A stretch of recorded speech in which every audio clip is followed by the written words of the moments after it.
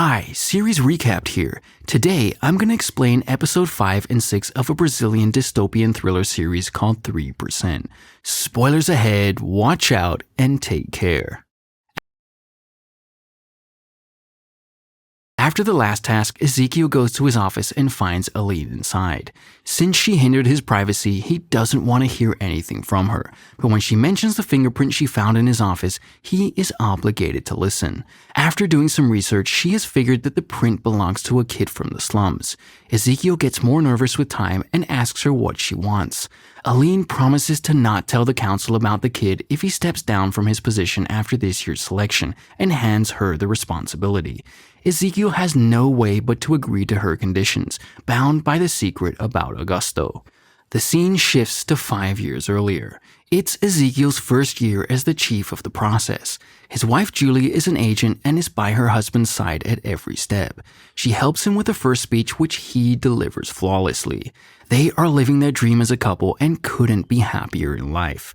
During the interview round, Julia gets to interview a contestant with a kid back in the slums. As soon as the contestant mentions her son, Julia's demeanor changes. She rejects her in an instant without a proper reason. After the first task, the staff members are in a meeting when one of them brings up the topic of the mother who was eliminated.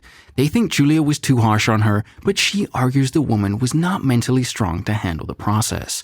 Ezekiel notices the slight change in her behavior but doesn't call her out. The process goes smoothly and the 3% selected are sent offshore. The scene shifts 1 year later to the 100th process. This time, Ezekiel wants Julia to be his personal assistant and not the interviewer.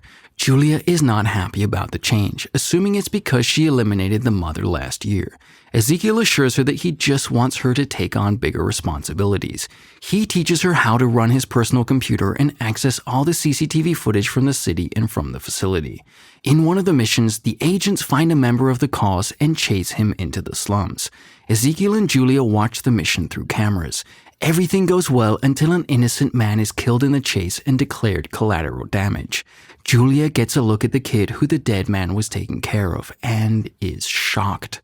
When no one is around, she rewinds the video repeatedly and watches the kid helplessly standing in the corner. She cannot help but break down crying because of him. She is so bothered by the image that she loses her temper with a contestant that day. Ezekiel inquires about what is bothering her, but Julia refuses to admit that something is wrong. The next day, she prints out a picture of the kid from the video and stares at it for a long time. She also accidentally drops a wine glass and almost steps on the pieces. When the next process takes place, Ezekiel finds her alone in his office. She says that she was monitoring the participants, but Ezekiel can tell she is lying. That night, he decides to check what exactly she does when she is on his computer. He finds out she has watched the video of the last operation over 100 times. The next morning, he calls her out for it and promises to help her when she tells him the problem. Julia breaks down into tears and explains that the kid in the video is her son, Augusto. She left him in the slums when she turned 20 and had to apply for the process. His father was never present in their lives, so she left the kid without a guardian. Now that she has seen him, she knows he is scared and alone. She wants to go to her kid and help him. Ezekiel is surprised by the information, but he quickly composes himself. One thing he knows for sure is that there is no way for Julia and the kid to be together. Julia retaliates and starts losing the grip of reality. Her only wish is to meet her son, and she is ready to do anything for it. One night, Julia goes to Ezekiel's office again and listens to the audio from the operation. Using it, she finds Augusto's address and gets ready to sneak out during the day. When the entrance door is open, she tries to make a run for it but is stopped by Ezekiel. Seeing her lose her mind like that, he reluctantly sends her back offshore to get help from the doctors. In a short time, Julia loses the will to live and commits the unthinkable. The incident comes off as a huge shock to everyone offshore because it's the first time one of their citizens has committed. It's the most hurtful to Ezekiel, who now blames himself for her death. The council suggests he leave his position to get over the death, but he stays adamant about remaining the chief of the process. That day, he wears a torn blanket and goes to the slums for the first time in years. He finds Augusto in a house and tells him about his mother. The naive kid doesn't believe him and asks him to go away. With time, they make friends with each other and Ezekiel becomes his guardian. He teaches Augusto that one day he will have to come offshore because his mother would have wanted him to have a good life. In the following scene, we are shown a clip of Michelle and her brother Andre playing hide and seek in their house. After their parents' death, Andre was the only guardian to Michelle, but when he came to the process a few years ago, he was killed by Ezekiel. The cause of the murder is still unknown, but Andre's death is why Michelle joined the cause and wants to end the unfair process. Back in the present, Michelle and Raphael talk about their alliance. Since they both work for the cause, they decide to help each other in the game.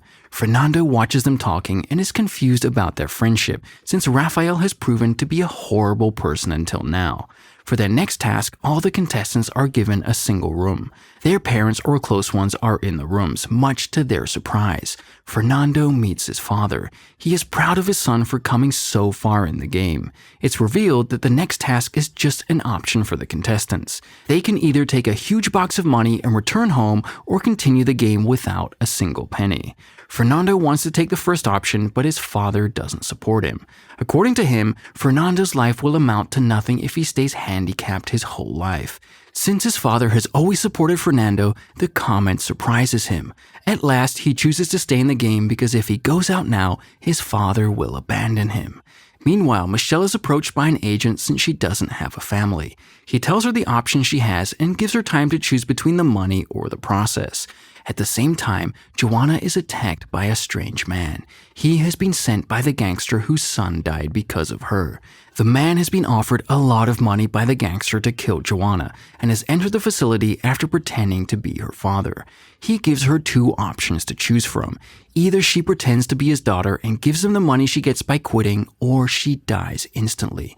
Joanna, of course, chooses the first option, but she attacks the man as soon as he tries to free her. As he is about to kill her, she tells him to go ahead because she would rather die than not win the process. Suddenly, the man stops and reveals that he is an agent. Ezekiel had found out about Joanna's true identity and wanted to know if she is in the process to run away from her past or if she really wants to be in the game. Because of her answer, she wins the next round as well.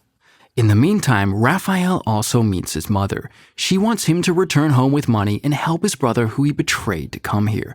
However, Raphael doesn't want to quit this far in the game. His mother blackmails him, threatening him to tell the agents the truth about his identity, but Raphael stops her from doing so. In the end, she walks away disappointed in her son. While most of the participants decide to stay in the game, some take the money and make their way back into the old life. Then we see Ezekiel in the city meeting Augusto. He cannot continue visiting the kid anymore, which saddens both of them. Augusto tries to make him stay by laying down on his lap, but Ezekiel reluctantly pushes him aside and walks away. When he is back in his office, he is devastated, having bonded with a kid like his own for all these years. Then the head of security, Agatha, asks him what is wrong. Ezekiel tells her about Aline blackmailing him, but refuses to tell her about the kid. Even then, Agatha promises that she is always by his side in the game. It is then time for the next task, which will be individually designed based on the participants' strengths and weaknesses. Before the task, Michelle and Fernando meet in her room and make out. Later, Michelle is called for her personalized task. She is asked to convince a pair of parents to send their 10-year-old daughter to the process when she is old enough. Michelle thinks the task is too easy to be true and is proven right when the parents turn out to be Bernas. They greet her and ask her about their daughter. Michelle cannot get herself to speak, knowing that she was the reason behind Berna's death. She gives them the bad news, but lies that Berna died in an accident. The mourning parents would never send their next daughter to the process, which makes her task even more difficult. For Fernando's task, he is asked to analyze the assignments that have been given to every batch of contestants. By the end of 30 minutes, he will have to suggest a new task with its meaning. If the task is good enough, he will pass. Then for Raphael, he has to trigger 2 images exactly at sunset. But the catch is that there are 2 buttons on either side of the facility that he has to press at once. This means he will have to convince someone to help him in the task. It's personalized for him because the agents know he is considered the black sheep among the participants. Michelle is having a hard time completing the task. While the parents are crying about their daughter's death, she suggests they send their youngest to the process. The couple angrily tries to leave when she stops them by telling them about her brother. After listening to the story about how she and her brother were separated because of the process, they realize the best way to get over Berna's death is by sending their youngest to the process. Michelle finally passes the task. Fernando's 30 minutes are also over. He tells the agent that the last task they performed was not effective. If they really want to test the participants' emotional capability, they must tell them that their loved ones are about to die. That way, the participants must choose between a quality life or a life with their loved ones. The agent, impressed by the unique suggestion, passes him. Outside, Raphael asks Joanna to help him with the task. However, she refuses to do so since the management already knows about her true identity. As a last resort, he asks Fernando. Fernando has never been on good terms with him, but Raphael insists he must help him if he loves Michelle. With no other way to win the task, Raphael tells Fernando that he and Michelle are with the cause. If he doesn't help him, Raphael will reveal Michelle's secret and both of them will be killed. Fernando doesn't want to believe him, but he cannot risk getting Michelle in trouble. Hence, even though he doesn't support the cause, he agrees to help. Right in the evening, both the projectors are opened and Raphael passes the task. In the last scene, we see Michelle return to her room and cut a part of her abdomen to reveal a hidden capsule inside. Subscribe for more videos like this, turn on the notification, and leave a like to help the channel out. Thanks for watching.